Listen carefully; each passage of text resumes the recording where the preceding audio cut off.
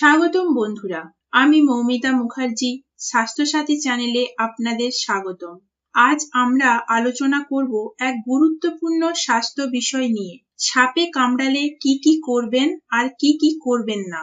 এই ভিডিওটি আপনার বা আপনার প্রিয়জনের জীবনের মূল্য দিতে পারে, তাই মনোযোগ দিয়ে দেখুন। সাপে কামড়ানোর ঘটনা সাধারণত গ্রামাঞ্চলে বেশি ঘটে, তবে তা যে কোনো সময় যে কোনো স্থানে ঘটতে পারে।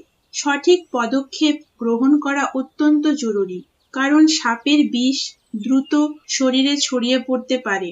সাপের কামড়ের পর আমাদের শরীরে দু ধরনের প্রতিক্রিয়া হয়। কেউটে জাতীয় সাপ যদি কামড়ায়, তাহলে তার বিষ আমাদের স্নায়ুতে প্রভাব ফেলে। বিষক্রিয়ার ফলে আমাদের স্নায়ু অকেজ হতে শুরু করে। আবার কোনো কোনো সাপের কামড়ে রক্তে বিষক্রিয়া ছড়াতে শুরু করে। সাপে কামড়ালে প্রথমে কি করবেন তা জেনে নেওয়া গুরুত্বপূর্ণ। আসুন দেখে নিই প্রথম ধাপগুলো কি কি হওয়া উচিত। শান্ত থাকুন। ভয় বা উত্তেজনা আপনার হৃদস্পন্দন দ্রুত করবে, যা বিষের দ্রুত ছড়িয়ে পড়া ঘটাতে পারে। ক্ষতস্থানে নড়াচড়া কমান। কামড়ানোর জায়গাটি যত কম নড়বে, বিষ তত ধীরে ধীরে ছড়াবে।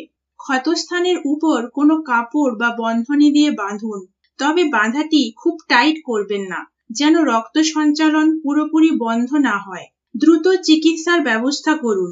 যত তাড়াতাড়ি সম্ভব নিকটস্থ হসপিটালে যান। সাপের কামড়ের ঘটনা ঘটলে সঙ্গে সঙ্গে অ্যাম্বুলেন্সে ফোন করা দরকার। সঠিক সময়ে আক্রান্ত ব্যক্তিকে হাসপাতালে নিয়ে যাওয়া অবশ্যই প্রয়োজন।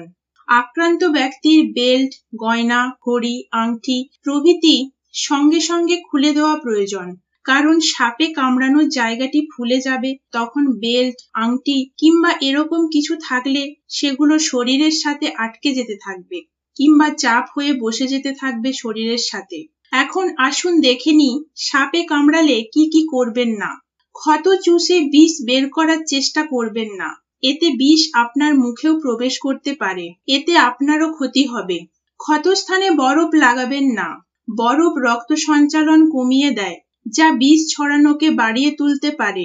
ক্ষতস্থানে কোনো রাসায়নিক পদার্থ লাগাবেন না, এতে ক্ষতি হতে পারে এবং সংক্রমণের ঝুঁকি বাড়ে।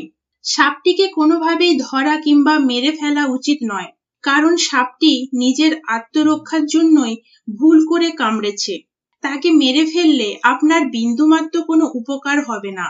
কোনো ঝাড়ফুঁক বা ওঝার কাছে নিয়ে যাওয়া একেবারেই ঠিক নয়, কিংবা কোনো রকম কোনো কুসংস্কারে বিশ্বাস করবেন না।